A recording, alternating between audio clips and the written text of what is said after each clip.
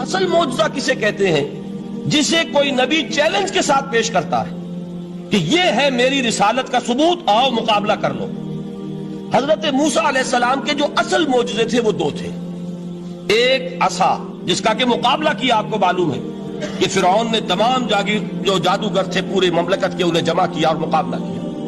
تو جس چیز کو کہ پیش کیا جائے چیلنج کے ساتھ کہ آؤ تو مقابلہ کر لو، وہ اصل معجزہ ہوتا ہے اس نبی اور رسول کا۔ تو حضور صلی اللہ علیہ وسلم کا اصل معجزہ، یعنی معجزات، آپ یہ موالتے میں مبتلا نہ ہو، میں بقیہ معجزات کی نفی نہیں کر رہا، یہ واقعات اپنی جگہ حق ہیں کہ حضور کو پتھر سلام کرتے تھے۔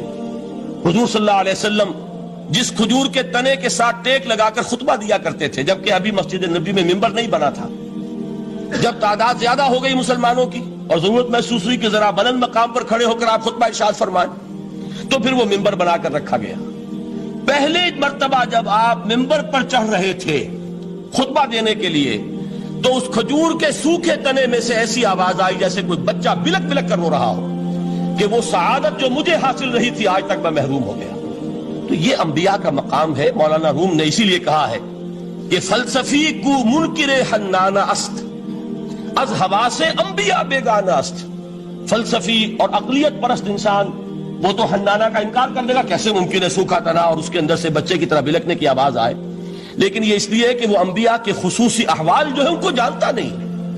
اس قسم کے خرق عادت واقعات حضور کی زندگی میں بھی بے شمار ہوئے، لیکن حضور کا وہ معجزہ جس میں تحدی کے ساتھ چیلنج کے انداز میں کہا گیا کہ آؤ مقابلہ کرو، وہ صرف اور صرف قرآن ہے۔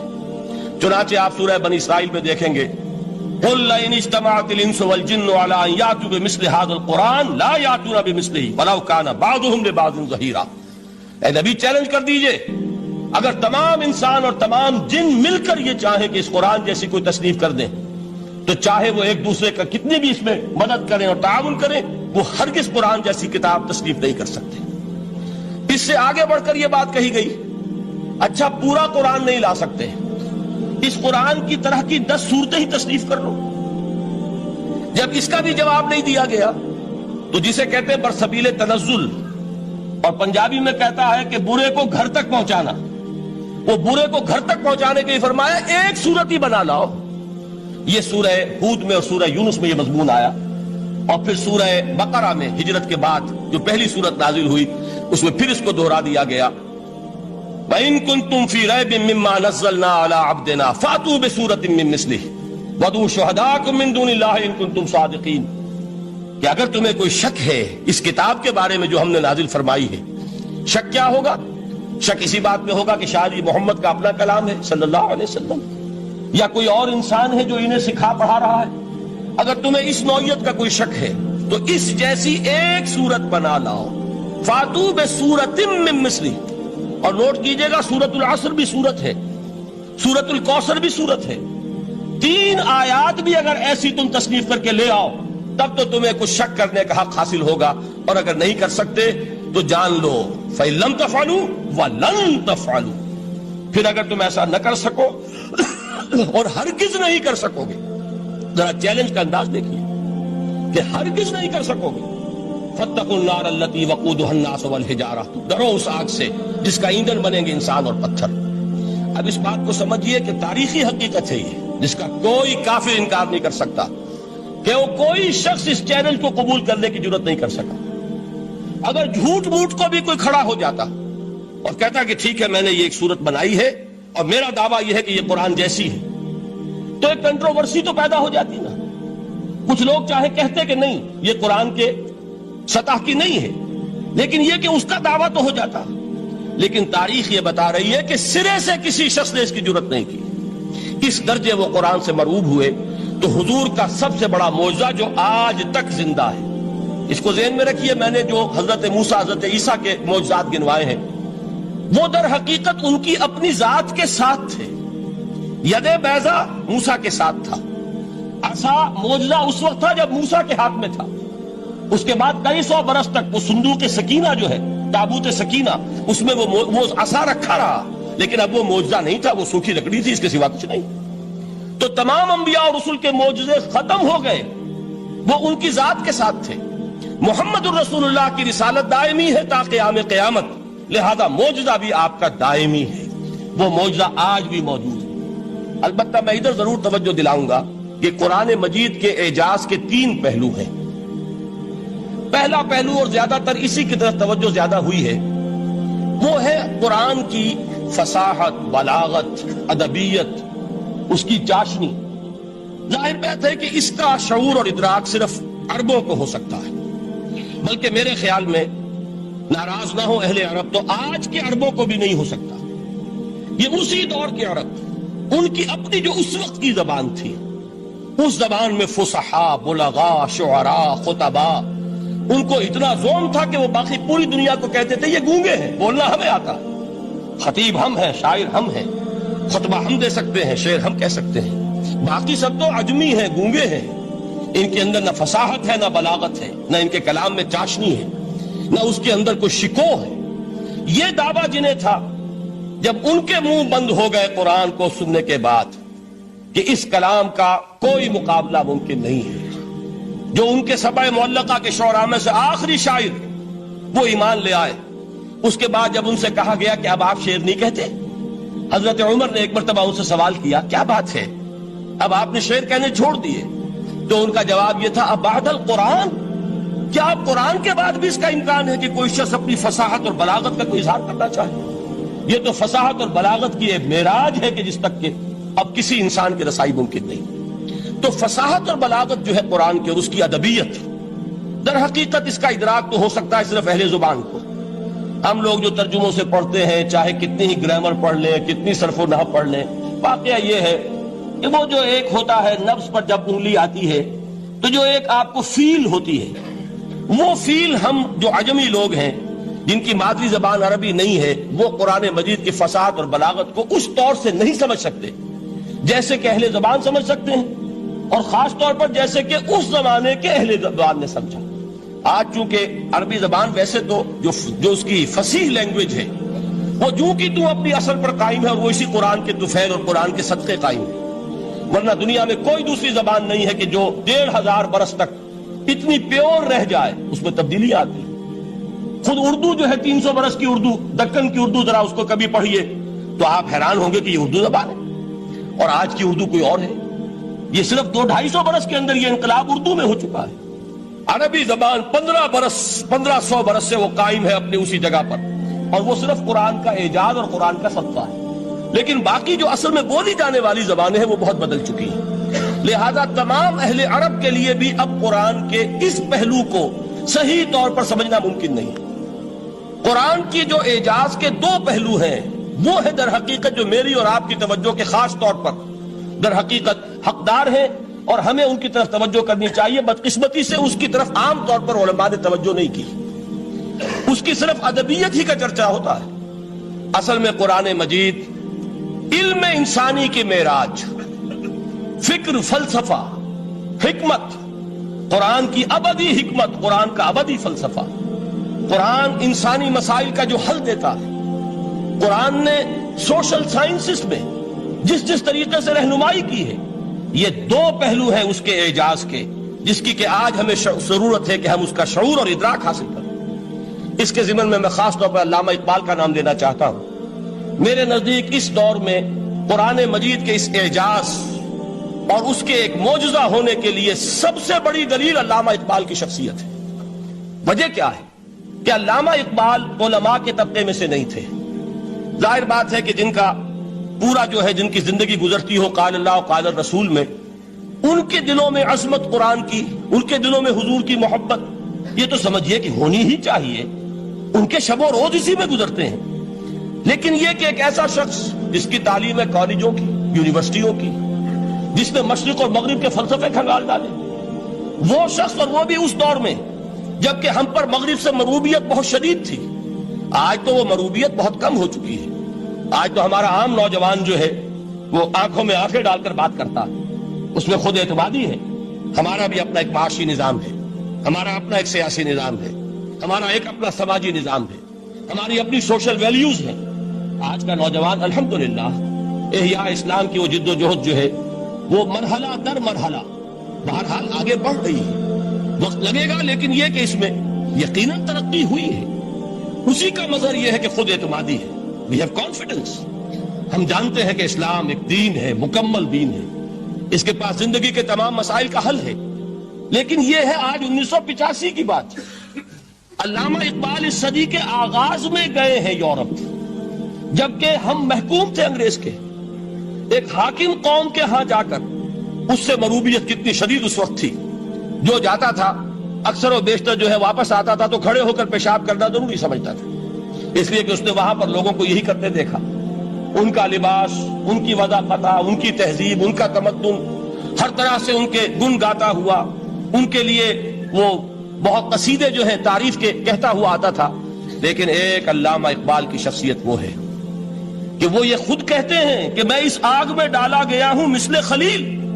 مغربی تہذیب کے اس الاؤ میں مجھے اس طرح ڈالا اللہ نے جیسے کہ حضرت ابراہیم کو آگ میں ڈلوایا. میں اس تہذیب کے اس الاؤ کے اندر سے ہو کر آ رہا ہوں، اور میں نے یہ دیکھ لیا ہے کہ یہ تہذیب کھوکھلی ہے، اس کے اندر کوئی پائیداری نہیں ہے. نظر کو خیرہ کرتی ہے تب چمک تہذیب حاضر کی، یہ صناعی مگر جھوٹے نگوں کی ریزہ کاری ہے.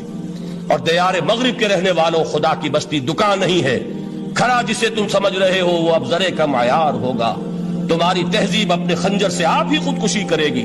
جو شاخ نازک پہ آشیانہ بنے گا ناپائیدار ہوگا. اب آپ اندازہ کیجئے وہ شخص جو بنیادی طور پر فلسفی ہے، فلسفے کا طالب علم ہے، وہ جرمنی اور انگلستان میں جا کر فلسفے کھنگالنے کے بعد اسے اگر تسکین حاصل ہوئی، اس کی جو علم کی پیاس تھی اگر اسے سیری حاصل ہوئی تو صرف قرآن کے ذریعے سے. نہ کہیں جہاں میں اما ملی، جو اما ملی تو کہاں ملی میرے جرم خانہ خراب کو تیرے عفو بندہ نواز میں. یہ وہ شخص ہے آخری زندگی میں ان کا کام صرف ایک رہ گیا تھا، قرآن کی تلاوت. بڑے بڑے فلسفی ملنے آتے تھے علامہ اقبال سے ملنے، وہ سمجھتے تھے بڑی لائبریری ہوگی. جیسے بڑے وکیل، اس کی لائبریری آپ کو معلوم ہے کتنی جلدیں رکھی ہوگی، خوبصورت جلدیں بنی ہوئی، ایسے ہی کوئی بڑا فلسفی، بڑا پروفیسر، اس کی سٹڈی، اس کی کتابیں بڑی مروب کن ہونی چاہیے. لیکن علامہ اقبال کے ہاں سب کتابیں اٹھوا دی تھی انہوں نے، صرف ایک کتاب رہ گئی. اور سید نذیر نیازی کا نام آپ نے سنا ہوگا. انہوں نے جب یہ گواہی دی ہے، یہ واقعہ شاید آپ کے علم میں نہ آیا ہو، یہ بہت اہم واقعہ ہے.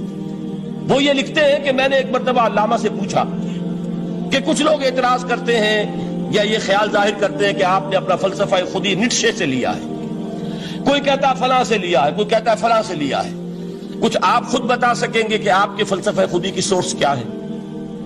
تو علامہ نے کہا کہ اچھا کل فلاں وقت آ جانا تو میں تمہیں لکھوا دوں گا، ڈکٹیٹ کرا دوں. تو سید نذیر نیازی کہتے ہیں کہ میں بہت خوش ہوا کہ یہ سعادت میرے حصے میں آ رہی ہے کہ علامہ اقبال خود مجھے تحریر کرائیں گے کہ میرے فلسفے کی سورس کیا ہے، میں نے کہاں سے اخذ کیا ہے. دوسرے روز وہ گئے، حاضر ہوئے، بڑے ہی ارمانوں کے ساتھ پینسل اور کاپی لے کر بیٹھے. علامہ نے فرمایا ذرا قرآن مجید نکال لاؤ. وہ قرآن مجید لائے، حیران ہوئے، یہ فلسفے کا سورس مجھے ڈکٹیٹ کرانے چلے تھے، یہ قرآن مجید کہہ رہے. کہا کہ ذرا سورۃ الحشر اس کا آخری رکوع، وَلَا تَكُونُوا كَالَّذِينَ نَسُوا اللَّهَ فَأَنسَاهُمْ أَنفُسَهُمْ أُولَٰئِكَ هُمُ الْفَاسِقُونَ. اے لوگوں، ان لوگوں کے مانند نہ ہو جانا جنہوں نے اللہ کو بھلا دیا، تو اللہ نے انہیں اپنی خودی سے غافل کر دیا، اپنے آپ سے بیگانہ بنا دیا. یہی ہیں لوگ جو فاسق ہیں. علامہ نے کہا میرے فلسفے کی سورس یہ میں آپ کو بتانا چاہتا ہوں. اس معنی میں کہتا ہوں کہ اس دور میں علامہ اقبال کی شخصیت کو میں اعجاز قرآن کا سب سے بڑا مظہر سمجھتا ہوں. ایک شخص 20ویں صدی عیسوی کی شخصیت، اور پھر یہ کہ وہ کہیں مسجد اور کسی مدرسے کے ماحول میں پلا بڑھا نہیں ہے، بلکہ اسکولوں اور کالجوں میں اور یونیورسٹیوں میں، اور صرف ہندوستان میں نہیں، انگلستان اور جرمنی کی یونیورسٹیوں میں رہا، جس نے اپنا لوہا منوایا ہے. وہ شخص اگر یہ کہتا ہے کہ میرے لیے فکر کی بنیاد، میرے فلسفے کی سورس، میری تمام سوچ کی رہنمائی جو ہے وہ اس کتاب نے کی ہے، تو معلوم ہوا کہ واقعتاً یہ قرآن مجید آج بھی معجزہ ہے. یہ بات تو ہوئی فلسفے اور فکر کے اعتبار سے. دوسرا پہلو جو اپلائیڈ پہلو ہے اس دور کے اعتبار سے وہ اہم تر ہو گیا ہے. انسان کے لیے جو پیچیدہ تمدنی مسائل ہیں، سیاسی مسائل کو کیسے حل کیا جائے، معاشی مسائل کا حل کیسے ہو، سماج میں توازن کیسے ہو، مرد اور عورت کے درمیان توازن کیسے ہو، ہوتا کیا ہے، یا عورت بھیڑ بکری کی طرح کی ملکیت بن جاتی ہے. ہمارے ہاں اردو میں جو اس کا محاورہ ہے کہ جوتی کی نوک، یہ اس کی حیثیت ہو جائے گی. یا دوسری طرف عورت کلوپیٹرا بن کر قوموں کی قسمتوں سے کھیلے گی. دنیا میں یہ دو انتہائیں ہوئی ہیں. کہاں نقطہ عدل کہاں ہے؟ کیسے بیلنس جو ہے اسٹرائک کیا جائے، مردوں کے حقوق اور فرائض اور خواتین کے حقوق اور فرائض، اس میں صحیح ترین ایکویشن ہے کیا؟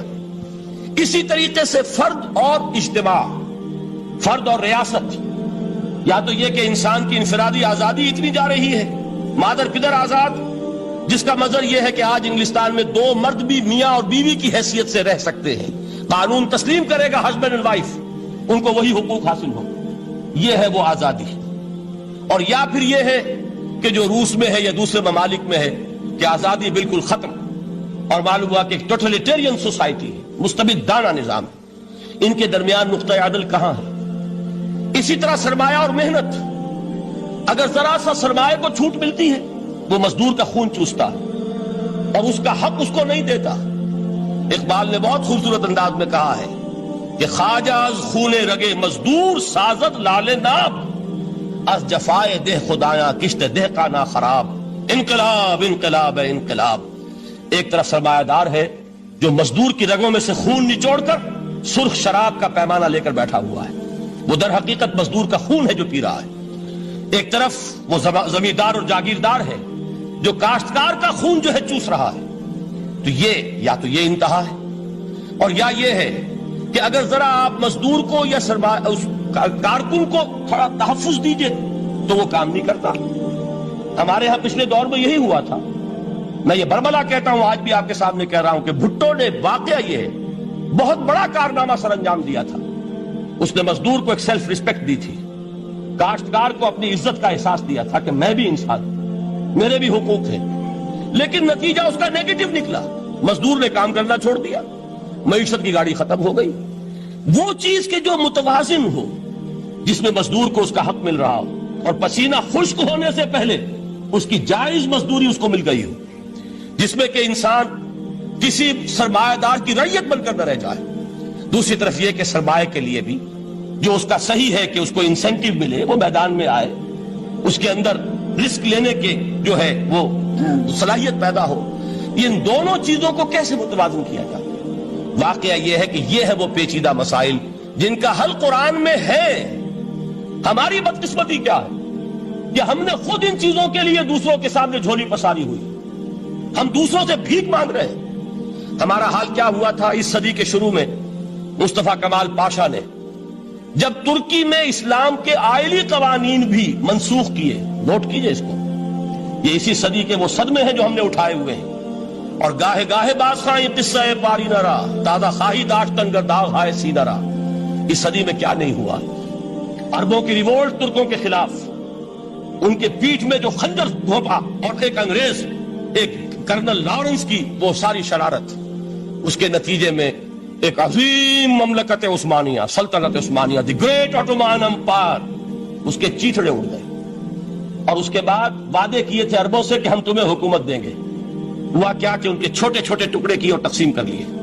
مغربی سامراج کا دور شروع ہو گیا. اس کا ایک رد عمل مصطفیٰ کمال پر اس درجے شدید ہوا، اس نے ہر چیز جس کا تعلق عربوں سے تھا اس کو ختم کر دیا، ملک بدر کر دیا. عربی میں اذان نہیں ہوگی، عربی میں نماز نہیں پڑھی جائے گی. اور اسی کے ضمن میں یہاں تک گیا کہ فیملی لاز بھی، رومن لاز جو ہے وہ نافذ کیے. تو یورپ کے اخبارات نے اس وقت یہ طنز کیا تھا مسلمانوں پر، یہ مسلمان عجیب قوم ہے، کہتے یہ ہے کہ ہمارے پاس دنیا کا بہترین ضابطہ ہے، بہترین قانون ہے، ہمارے قانون سے بہتر کسی کا قانون نہیں. اور حال یہ ہے کہ فیملی لاز کے لیے بھی یہ ہم سے بھیک مانگ رہے ہیں، ہم سے وہ قوانین لے کر اپنے ہاں نافذ کر رہے ہیں. آج بدقسمتی سے اکثر و بیشتر مسلمان ممالک کا حال یہی ہے. آج ہم ان سے بھیک مانگ رہے ہیں. کہیں جمہوریت کی بھیک ہے، کہیں سوشلزم کی بھیک ہے، کہیں کسی اور سماجی نظام کی بھیک ہے، کہیں مرد اور عورت کی کامل مساوات کا ایک نظریہ ہے، شانہ بشانہ چلنے والا فلسفہ ہے، جو خالص مغرب کی تہذیب کی ایک بھیک ہے جو مانگی جا رہی ہے. کاش کہ آج قرآن کے اس اصل اعجاز کی طرف، جو اس کا اصل معجزہ اس دور کے لیے، میں نے عرض کیا کہ اعجاز قرآنی کا وہ معجزہ کہ وہ فصاحت اور بلاغت کی معراج ہے. وہ یا تو اپریشیٹ کر سکتے اہل عرب، اور اہل عرب میں سے بھی حقیقت میں وہ جو قدیم جاہلی شاعری کے جاننے والے ہیں جو بہت کم رہ گئے اب، وہ جان سکتے ہیں کہ جب قرآن نازل ہوا تو کیوں زبانیں گنگ ہو گئی تھی، کیوں کوئی ایک شخص جھوٹ موٹ کو بھی مدعی بن کر نہیں آ سکا کہ یہ میں نے قرآن کی جیسی ایک کتاب یا قرآن جیسی ایک سورت یا قرآن کی طرح کے چند جملے میں نے موضوع کر دیے ہیں. لیکن دوسرا پہلو ہے فکر اور فلسفہ، اس کے اعتبار سے جس کا سب سے بڑا ثبوت اس دور میں علامہ اقبال. اور تیسرا پہلو ہے Islamic social sciences, political science, economics, sociology. اس میں جو کچھ قرآن نے دیا ہے، جو آج بھی انسان کی رہنمائی کے لیے بہترین نظام ہے، اس نظام کو ہم سمجھے، اسے دنیا کے سامنے پیش کریں، تب در حقیقت قرآن مجید کا اعجاز سامنے آئے. یہ دو پہلو تو میں نے وہ عرض کیے ہیں کہ جو کسی غیر مسلم کو بھی نظر آئیں گے. قرآن کا پریزروڈ ہونا، اس کی انٹیگریٹی، اوتھینٹسٹی، یہ چیزیں وہ ہے کہ جو سب نے مانی. قرآن کے ذریعے تاریخ انسانی کا عظیم ترین انقلاب برپا ہونا، یہ وہ بات ہے کہ جو کسی اندھے کو بھی دیکھنی پڑتی ہے. اس حقیقت کا اعتراف دشمن کو بھی کرنا پڑتا. میں یاد دلا دوں آپ کو، ایچ جی ویلز، آپ نے نام سنا ہوگا، سائنٹیفک فکشن میں اس کا بڑا اونچا مقام ہے، لیکن اس نے تاریخ نسل انسانی پر بھی دو کتابیں لکھی، a short history of the world اور a concise history of the world. Concise history of the world میں وہ شخص حضور کے ذکر پر جب آتا ہے تو میں صرف ذکر کر رہا ہوں، نقل کفر نہ باشد، اس نے حضور کی شخصیت پر بڑے رقیق حملے کیے ہیں، بڑے گھٹیا حملے کیے ہیں. حضور کی خاص طور پر تعدد ازدواج کا جو معاملہ ہے، یہ کڑوی گولی ان کے حلق سے اتر نہیں سکتی، اس لیے کہ ان کا آئیڈیل ہے حضرت مسیح اور حضرت یحییٰ، جان دی بیپٹسٹ اینڈ جیسس آف نزارت. ان دونوں نے ایک شادی بھی نہیں کی، تجرد کی زندگی بسر کی، لہذا ایک شادی بھی ان کے نزدیک گھٹیا فعل ہے. تو حضور نے تو کی ہیں 11 شادیاں، 11 نکاح کے. یہ جو کڑوی گولی ہے یہ ان کے حلق سے نیچے نہیں اترتی، اس لیے میں انہیں معذور سمجھتا ہوں. تو اس نے اس پہلو سے تو بڑے حملے کیے، لیکن خطبہ حجۃ الوداع کے وہ جملے جو ہے تاریخی، پورے کے پورے اس نے کوٹ کیے.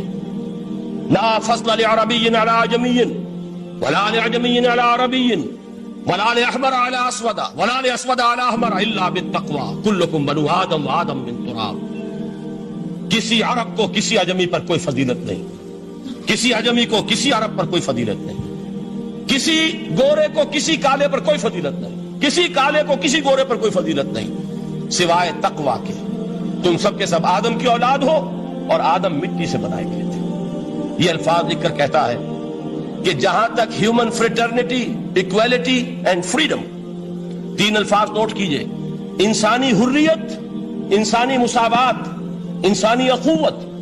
کہتا ہے جہاں تک ان 3 چیزوں کے واز ہیں، سرمنز کا تعلق ہے، وہ تو دنیا میں پہلے بھی بہت کہے گئے. عیسائی ہونے کے باوجود خاص طور پر نام لیتا ہے جیسس آف نزارت. سرمنز تو حضرت مسیح کے ہاں بھی بہت مل جائیں گے کہ تمام انسان برابر ہیں، سب کو بھائی بھائی ہونا چاہیے، سب انسان آزاد ہیں، تمیز بندہ و آقا فساد آدمیت ہے. لیکن وہ کہتا ہے کہ یہ ماننا پڑتا ہے تاریخ انسانی میں پہلی مرتبہ ان اصولوں پر ایک انسانی معاشرہ قائم کیا محمد نے صلی اللہ علیہ وسلم. یعنی حضور کے ساتھ یہ معاملہ ایمپٹی سلوگنز کا نہیں ہے، یہ صرف واز نہیں ہے، یہ صرف سرمنز نہیں ہے، یہ ایمپٹی سلوگنز نہیں ہے. He translated these things into actuality. ایک حقیقت، ایک واقعہ کی شکل دی ہے محمد نے صلی اللہ علیہ وسلم. وہ معاشرہ پیدا کیا جس میں انسانی اخوت، انسانی مساوات اور انسانی حریت، یہ تینوں اقدار بتمام و کمال موجود تھی.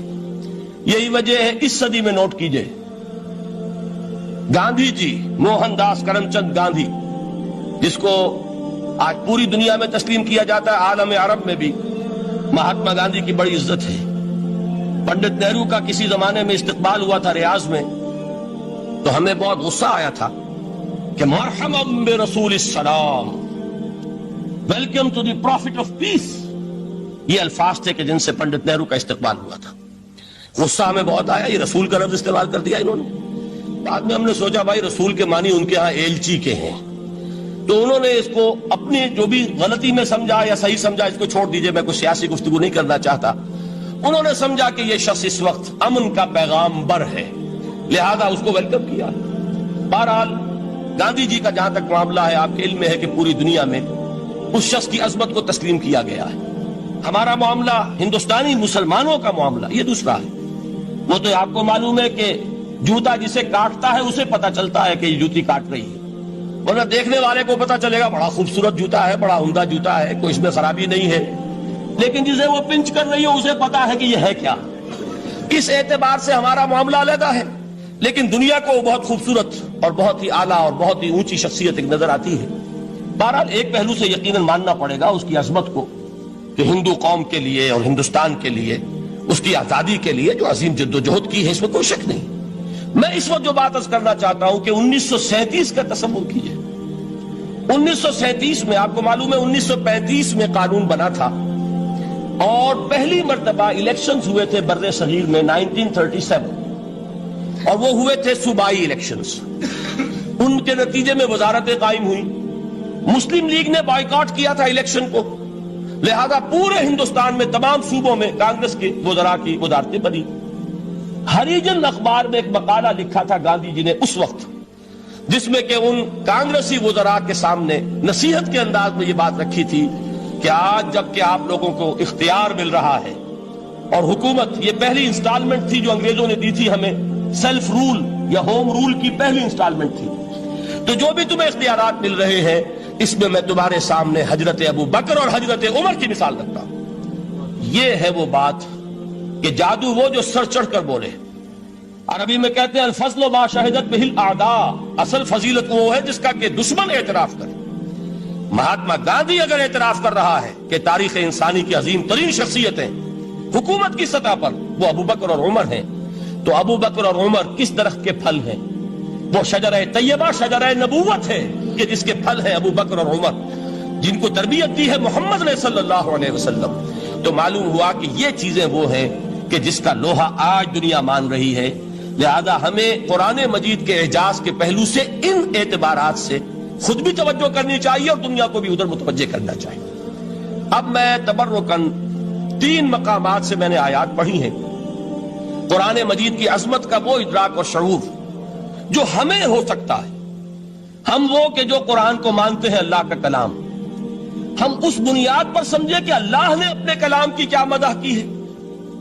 اور نمبر 2 یہ فارسی کا ایک مصرع ہے کہ قدر گوہر شاہ دانت یا بدانت گوہری، ہیرے جواہرات کی قدر و قیمت یا بادشاہوں کو معلوم ہوتی ہے جو ان میں کھیلتے ہیں، اور یا یہ کہ جوہری کو جو ان کا کاروبار کرتا ہے، جانتا ہے، پہچان ہے، پرکھتا ہے۔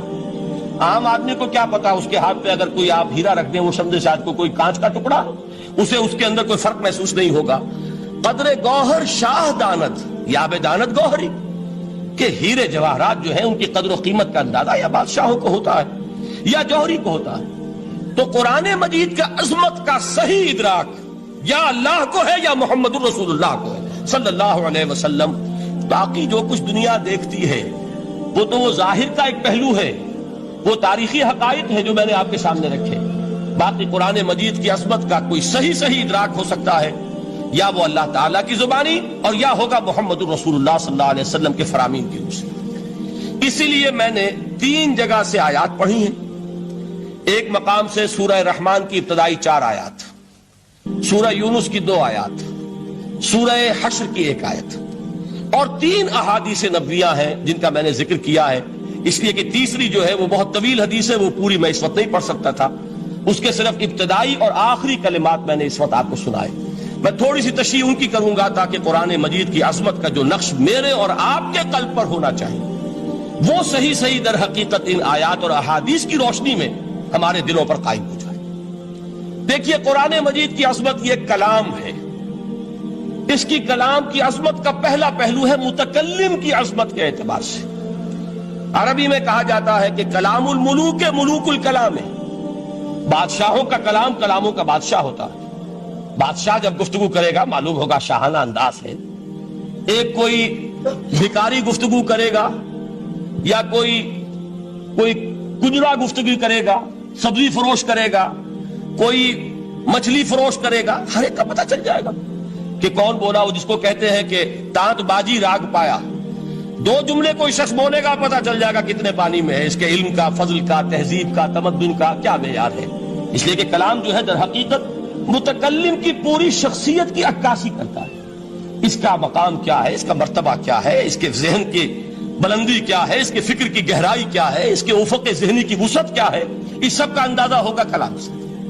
تو اب یہ کلام ہے اللہ کا. معلوم ہوا کہ اللہ کی صفات کا ایک کامل عکس قرآن مجید میں موجود ہے. یہ بات سمجھیے. اس کو قرآن نے کس طرح بیان کیا؟ یہ وہ لطیف حقائق ہیں جن کے لیے قرآن مجید تمثیل کا پیرایا اختیار کرتا ہے. اب سورہ حشر کی تمثیل کیا ہے؟ لو انزلنا هذا القرآن على جبل، اگر ہم نے اس قرآن کو کسی پہاڑ پر اتار دیا ہوتا، لرأيته خاشعا متصدعا من خشیت اللہ، تم دیکھتے اس پہاڑ کو کہ اللہ کی خشیت سے دب جاتا اور پھٹ جاتا. وَتِلْكَ الْأَمْثَالُ نَضْرِبُهَا لِلنَّاسِ لَعَلَّهُمْ يَتَفَكَّرُونَ. اور یہ مثالیں ہیں جو ہم لوگوں کے لیے بیان کرتے ہیں تاکہ وہ تفکر سے کام لیں، غور و فکر کریں. اگر میں اور آپ قرآن کی عظمت سے واقف نہیں ہوں گے، اس بات کو نوٹ کر لیجئے، تو میں اور آپ اپنا وقت کیسے صرف کریں گے اس کے لیے؟ انسان کا ایٹیچیوڈ بڑا یوٹیلیٹیرین ہے، آج کے انسان کا خاص طور پر. وہ کسی ایسے ہی کام کے لیے وقت لگائے گا جس میں اس کے لیے فائدہ ہو، اور اس فائدے کی چیز اگر نہیں ہے تو اس کی طرف متوجہ نہیں ہوگا. اگر قرآن مجید کی عظمت کا ہمیں ادراک ہو جائے تو ہم اپنا پورا وقت اس کے لیے وقف کر دیں گے، اس کو سمجھیں گے، اس کی گہرائیوں میں غوطہ زنی کریں گے. جیسے اقبال نے کہا کہ قرآن میں ہو غوطہ زن اے مرد مسلمان. لیکن اگر یہ کہ اس کی عظمت کا ادراک نہ ہوا تو بس یہ کہ کبھی اتفاق ہو گیا کہ کھول لیا اور اس کو پڑھ لیا، پڑھ بھی لیا بغیر سمجھے، اور اس کا ثواب کسی اور کو پہنچا دیا. وہ آج حصول ثواب بھی نہیں رہا، ایصال ثواب ہی رہ گیا. ورنہ یہ کہ بہرحال علامہ اقبال نے جو اس پر پھپتی چست کی ہے کہ بآیا تشترا کارے جزی نیست کہ از یاسین او آسا بمیری.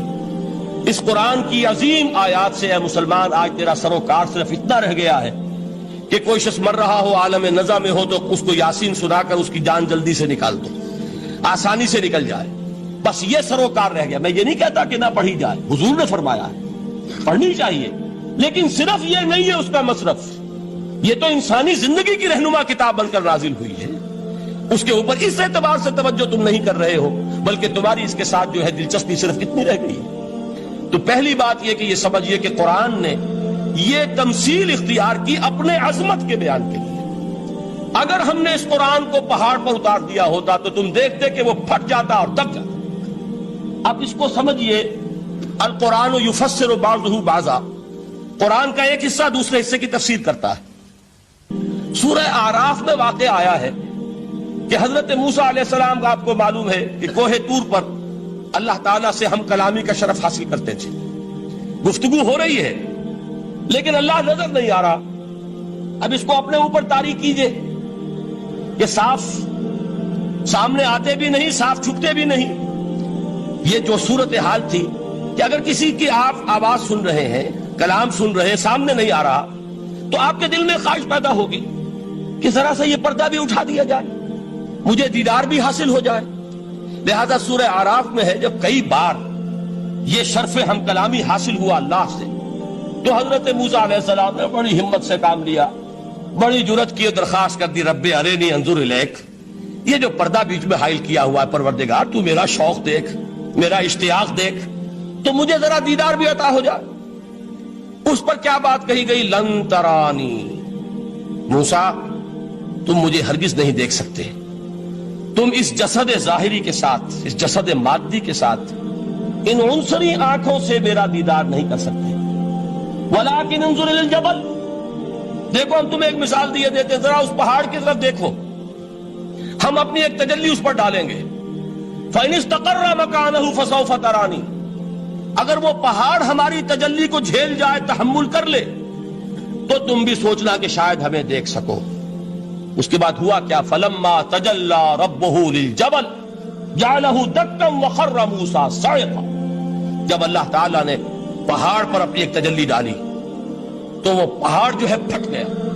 اور موسیٰ، اب دیکھیے براہ راست تجلی موسیٰ پر نہیں ہے، یہ انڈائریکٹ مشاہدہ ہے تجلی ربانی کا کہ جو پہاڑ پر ہوئی ہے، اور پہاڑ کی جو کیفیت ہوئی ہے اس کے مشاہدے سے حضرت موسیٰ بے ہوش ہو کر گر گئے. وَصَعِقَ مُوسَىٰ خَرَّ مُوسَىٰ صَعِقًا. یہ ہے وہ مثال جو یہاں دی ہے قرآن کے لیے. لَوْ أَنزَلْنَا هَذَا الْقُرْآنَ عَلَىٰ جَبَلٍ لرأيته خاشعا متصدعا من خشیت اللہ. نتیجہ کیا نکلا؟ انفر کیجئے، استدلال، استنتاج. نتیجہ یہ نکلا کہ جو تاثیر تجلی ذات ربانی کی ہے وہی تاثیر کلام ربانی کی ہے. صرف یہ ہے کہ ہمیں اس کا شعور نہیں، ہمیں اس کا ادراک نہیں.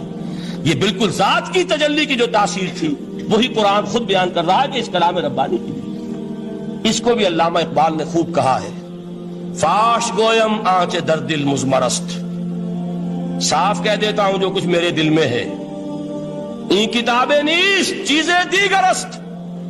اسے کتاب نہ سمجھ بیٹھنا قرآن کو، یہ کتاب نہیں ہے، کچھ اور ہے. کچھ اور کیا ہے؟ مثل حق پنہاؤ ہم پیداستو زندہ پائندہ گویاستو. یہ تو جیسے اللہ تعالیٰ کی ذات ہے، مثل حق، ذات حق سبحانہ و تعالیٰ کی طرح یہ زندہ ہے، پائندہ ہے. مثل حق پائندہ گویاستو، یہ جو ہے زندہ ہے، یہ متکلم ہے، کلام نہیں ہے. کل صفات ربانیہ جو ہیں ظاہر اور باطن، مثل حق پنہا، ظاہر و پنہا، اور حی و قیوم جیسے اللہ کی ذات ہے، وہی صفات اس کلام کی ہیں. اور اس کے بعد وہ شعر آیا تھا جو میں پہلے سنا چکا ہوں، چوں بجاں در رفت جاں دیگر شود. جب یہ قرآن کسی انسان کے اندر سرایت کر جاتا ہے، اس کے دل پر نازل ہوتا ہے. دیکھیے یہ الفاظ آپ کو کہیں اور نہیں ملیں گے. میرے نزدیک جہاں علامہ اقبال اس دور میں قرآن کی عظمت کا سب سے بڑا ثبوت ہے، وہاں عظمت قرآنی کے سب سے زیادہ واقف اور اس کا سب سے زیادہ شعور رکھنے والے بھی علامہ اقبال.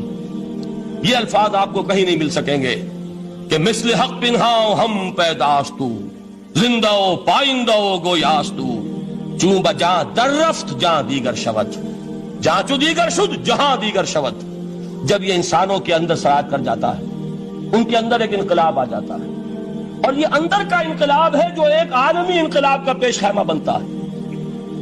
آپ آرڈیننس کے ذریعے سے نمازیں پڑھوائیں گے تو پھر نماز وہی پڑھی جائے گی جو آفس ٹائم میں آئے گی.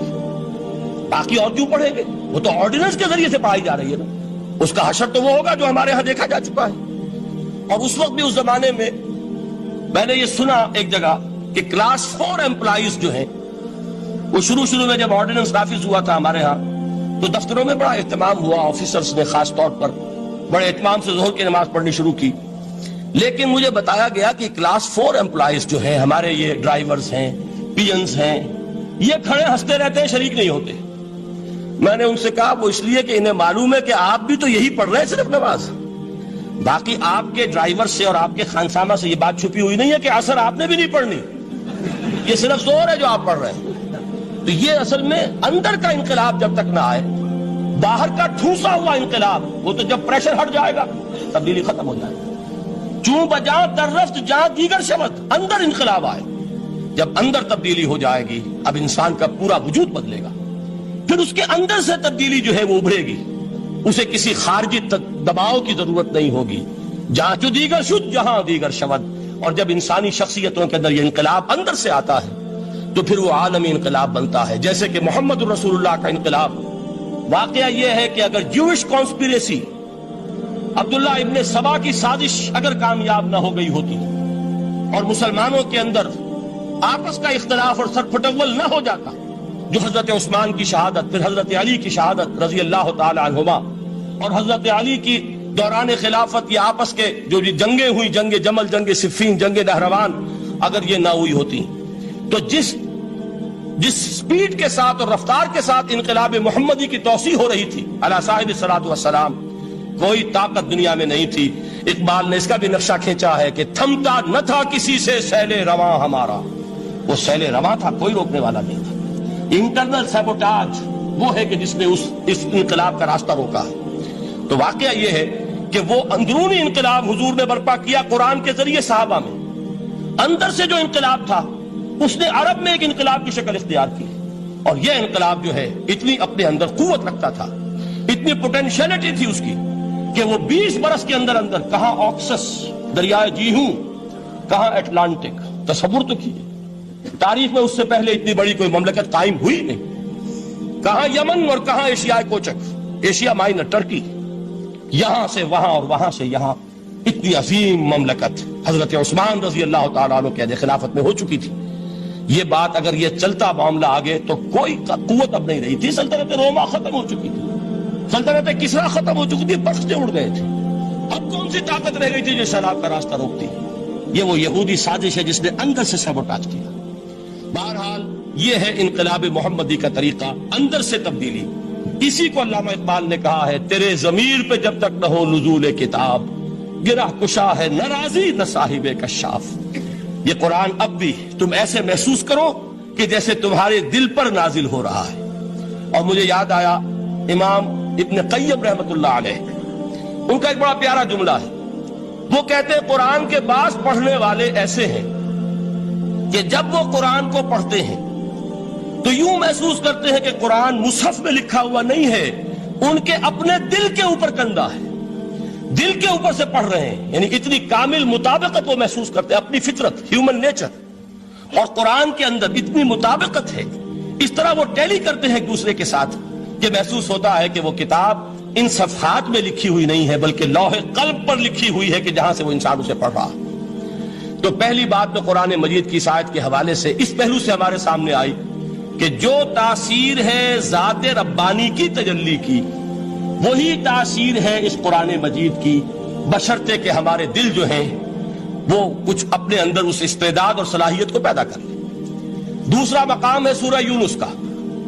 اب کسی کلام کی عظمت کا دوسرا پہلو ہو سکتا ہے اس کی افادیت کے اعتبار سے, اس سے فائدہ کیا ہوگا نوع انسانی کے لیے. دیکھیے دو آیات, یہ عظیم خزانے ہیں عظمت قرآن کے. سورہ یونس میں یا ایھا الناس, اے لوگو, قد جاءتکم موعظۃ من ربکم وشفاء لما فی الصدور وہدی ورحمۃ للمؤمنین. 4 الفاظ نوٹ کر لیجئے. اے لوگو, آ گئی ہے تمہارے پاس وہ چیز تمہارے رب کی طرف سے جو موعظہ ہے. موعظہ کسے کہتے ہیں؟ نصیحت. اس بات کو ذرا سمجھ لیجئے ترتیب کیا ہے. نصیحت اسے کہتے ہیں, جی رہا نہیں جا رہا, میں نے اس کی ترتیب بدلی ہوئی ہے. مجھے یاد دلایا ایک صاحب نے کہ سورہ رحمان کی ابتدائی آیات کا بیان تو رہ گیا, وہ رہا نہیں, میں نے پڑھا کسی اور ترتیب سے تھا, بیان کسی اور ترتیب سے کر رہا ہوں. پڑھنے میں 4, 2 اور 1, اور اب جو میں بیان کر رہا ہوں پہلے 1 آیت سورہ حشر کی جو بیان کی, اب 2 آیات ہیں سورہ یونس کی. لوگوں تمہارے پاس آ گئی ہے تمہارے رب کی طرف سے موعظت, اور تمہارے سینوں کے اندر جو روگ ہیں ان کے لیے علاج.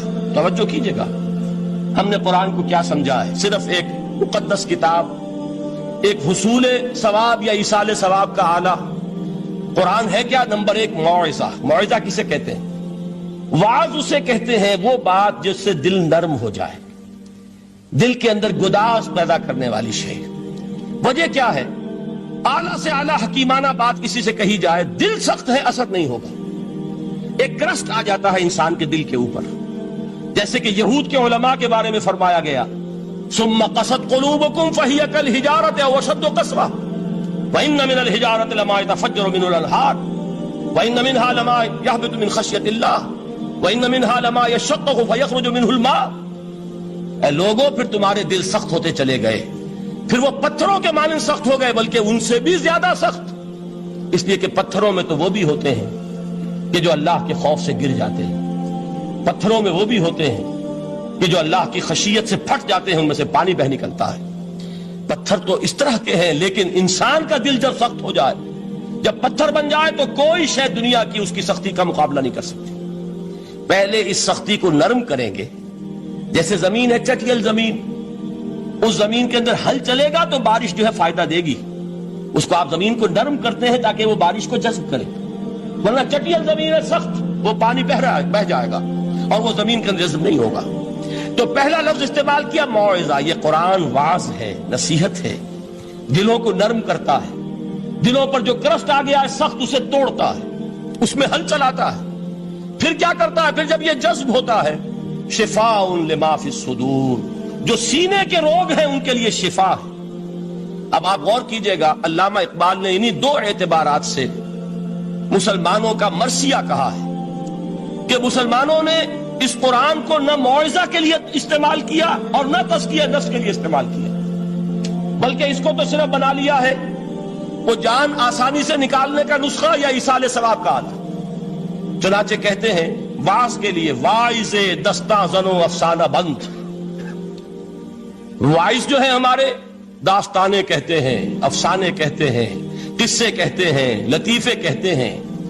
معنی او پست و حرف او بلند، اس کے بیان میں معنی تو ہوتے ہیں بہت ہی گھٹیا، نیچے کے پست. الفاظ کا شکو ہوتا ہے، الفاظ بہت اونچے ہوتے ہیں. از خطیب و دیلمی گفتارے او با ضعیف و شاذ و مرسل کارے او. سارا واعظ و نصیحت جو ہو رہا ہے وہ ضعیف حدیثوں کے ذریعے سے، ضعیف روایات بخاری کی ہو، مسلم کی ہو، ترمذی کی ہو، ابن ماجہ کی ہو. کہاں خطیب بغدادی اور دیلمی، وہ کتابیں کہ جن کی کوئی سند نہیں ہے، وہاں کی روایات کے ذریعے سے لوگوں کو تذکیر کرنے کی کوشش کر رہے ہیں. با ضعیف و شاذ و مرسل کارے ہو، ضعیف روایات، شاذ روایات، مرسل روایات جن کا سلسلہ روایت محمد الرسول اللہ تک متصل نہیں ہے، اس کے ذریعے سے کر رہے ہیں. حالانکہ موعظہ، سب سے بڑا موعظہ یہ قرآن تھا. قرآن کہتا ہے خود فذکر بالقرآن من یخاف وعید. اے محمد صلی اللہ علیہ وسلم، آپ اس قرآن کے ذریعے نصیحت کیجئے. یہ قرآن ہے جو دلوں کی سختی کو ختم کرے گا، گداز پیدا کرے گا. دوسری طرف علامہ اقبال کیا کہتے ہیں کہ جہاں تک ہمارے ہاں جو بھی تصوف کے معروف حلقے ہیں، صوفیاء حق کی بات نہیں کہہ رہا، وہاں قوالی ہو رہی ہوگی تو حال آ جائے گا. صوفی پشمینہ پوشے حال مست، از شراب نغمہ قوال مست. قوال سے جو کچھ مل رہا ہے، حال آ رہا ہے، مستی آ رہی ہے، کیف اور سرور حاصل ہو گیا ہے. صوفی پشمینہ پوشے حال مست، از شراب نغمہ قوال مست.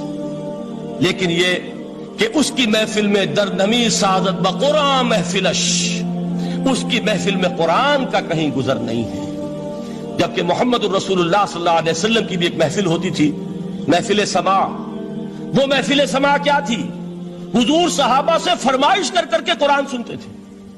حضرت عبداللہ ابن مسعود رضی اللہ تعالیٰ عنہ کی روایت موجود ہے کہ مجھے ایک مرتبہ حکم دیا حضور نے کہ قرآن سناؤ. میں نے عرض کیا حضور آپ کو سناؤں؟ آپ پر تو نازل ہوا ہے. حضور نے فرمایا نہیں، مجھے کسی اور سے سن کر کچھ اور لطف حاصل ہوتا ہے. اب امتثال امر میں حضرت عبداللہ ابن مسعود رضی اللہ تعالیٰ عنہ نے سورہ نساء پڑھنی شروع کی. 41ویں آیت پر پہنچے. چشم تصور سے دیکھیے کہ حضور بھی تشریف فرما ہے، صحابہ کرام کی محفل ہے، اور صحابہ کیسے بیٹھا کرتے تھے ادب کے ساتھ. ایک روایت میں الفاظ آئے ایسے بیٹھتے تھے ساکت و صامت ہو کر، بالکل خاموش، سکون، ساکن اور ساکت اور صامت، کہ جیسے ان کے سروں پر پرندے بیٹھے ہیں کہ ذرا جنبش کریں گے تو پرندہ اڑ جائے گا، اس ادب کے ساتھ.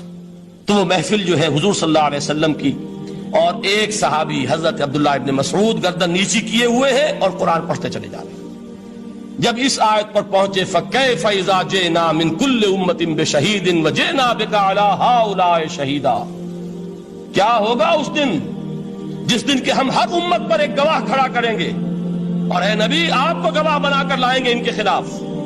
آپ کو یہ ٹیسٹیفائی کرنا ہوگا کہ اللہ تیرا جو کلام میرے پاس آیا تھا میں نے پہنچا دیا تھا، اب ان کی ذمہ داری ہے. They are accountable, they are responsible. اس پر حضور نے فوراً فرمایا حسبک حسبک، بس کرو بس کرو. اور حضرت عبداللہ ابن مسعود فرماتے ہیں کہ میں نے جب نگاہ اٹھا کر دیکھا حضور کے آنکھوں سے آنسو روا تھے. یہ ہے سماع، یہ محفل سماع ہے. کاش کہ اللہ تعالی ہمیں اس کی توفیق عطا فرمائے. یہ ہے مسنون محفل سماع. اس قرآن کے اندر وہ گداز ہے. آیا کہ نہیں 7ویں پارے کی بالکل آغاز میں وَإِذَا سَمِعُوا مَا أُنزِلَ إِلَى الرَّسُولِ تَرَىٰ أَعْيُنَهُمْ تَفِيضُ مِنَ الدَّمْعِ مِمَّا عَرَفُوا مِنَ الْحَقِّ يَقُولُونَ رَبَّنَا آمَنَّا فَاكْتُبْنَا مَعَ الشَّاهِدِينَ. تو یہ ہے دوسری چیز کہ در حقیقت تزکیہ نفس کا ذریعہ یہ قرآن ہے. سینوں میں جو روگ ہیں، حب دنیا، حب مال، حب شہرت، حب اقتدار، جس کو کہ ایڈلر کہتا ہے دی ارج ٹو ڈومینیٹ، میرا غلبہ ہو، میرا تسلط ہو، میں نمایاں ہو جاؤں، میری حکومت بن جائے، اختیار میرے ہاتھ میں آ جائے، دی ارج ٹو ڈومینیٹ. یہ ساری ارجز ہیں ہماری در حقیقت جس سے فساد رونما ہے. یہ حب مال ہے جس کی وجہ سے ہمارے اندر تنافس ہے. الہاکم التکاثر حتی زرتم المقابر. یہ کثرت اور بہتات کی طلب تمہیں غافل کیے رکھتی ہے یہاں تک کہ قبروں تک جا پہنچتے ہو. آنکھ انسان کی کھل نہیں پاتی. جس کے پاس 10 نسلوں کے لیے کھانے کو موجود ہے اس کی بھی حرص جو ہے اور مزید کا لالچ جو ہے وہ ختم نہیں ہوتا۔ یہ چیزیں ہیں اصل روگ، ان دلوں کے روگوں کا اور سینوں کے اندر کے ان امراض کا علاج قرآن۔ یا ایھا الناس قد جاءتکم موعظۃ من ربکم وشفاء لما فی الصدور۔ اب جب یہ دو چیزیں ہو جائیں گی، اب تیسرا لفظ ہے ہدن۔ ہدایت بیکار ہے جب تک دل میں گداز نہ ہو، ہدایت بیکار ہے جب تک کہ نیت درست نہ ہو۔ کوئی شخص بڑا عالم ہے لیکن اپنے علم کو اس نے ذریعہ بنایا ہے دنیا کمانے کا، تو در حقیقت یہ قرآن اس کے حق میں ہدایت نہیں ہے، اس کے حق میں عذاب خدا بندی کا ذریعہ بن رہا۔ حضور نے خود فرمایا القرآن حجت لک او علیک، یہ قرآن یا تمہارے حق میں حجت ہے یا تمہارے خلاف حجت بنے گا قرآن کے قیامت کے دن۔ اس لیے کہ ایک شخص اس کو دنیا کمانے کا ذریعہ بنا رہا ہے، ایک شخص اس کو شہرت کے حصول کا ذریعہ بنا رہا ہے، ایک شخص علم کو ذریعہ بنا رہا ہے دنیا میں نمایاں ہونے کا، اپنی تعریف کا۔ حضور نے فرمایا کہ قیامت کے دن سب سے پہلے 3 افراد کا معاملہ پیش ہوگا عدالت خدا بندی میں۔ ایک وہ جو بڑا عالم سمجھا جاتا تھا، اس سے بڑا علم پھیلا۔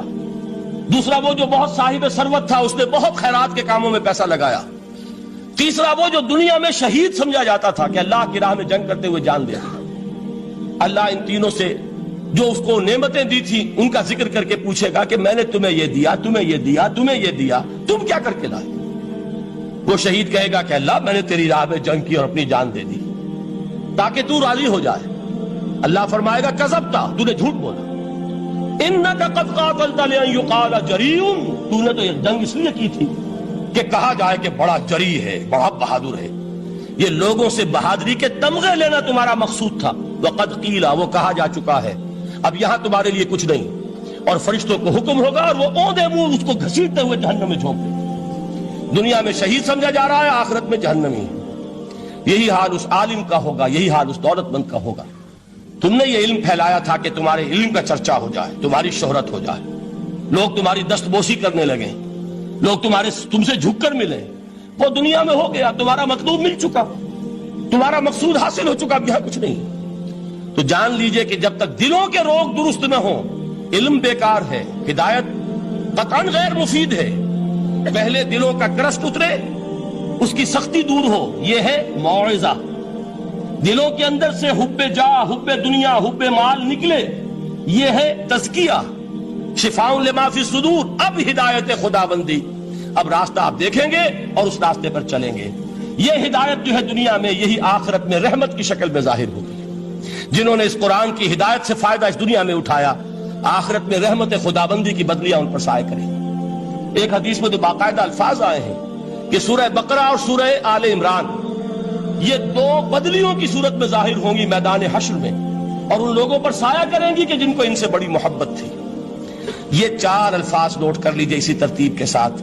یا ایھا الناس قد جاءتکم موعظۃ من ربکم وشفاء لما فی الصدور وہدی ورحمۃ للمؤمنین۔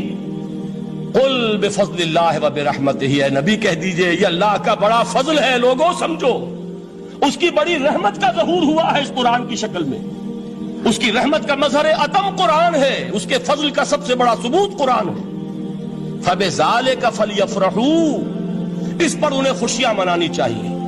اترانا ہے تو اس پر اترائیں کہ اتنی بڑی دولت ہمارے پاس ہے، اتنا بڑا احسان ہے جو اللہ نے ہم پر کیا ہے۔ فبذالک فلیفرحوا هو خیر مما یجمعون، جو چیزیں یہ جمع کرنے کی فکر کر رہے ہیں ان سے کہیں زیادہ قیمتی یہ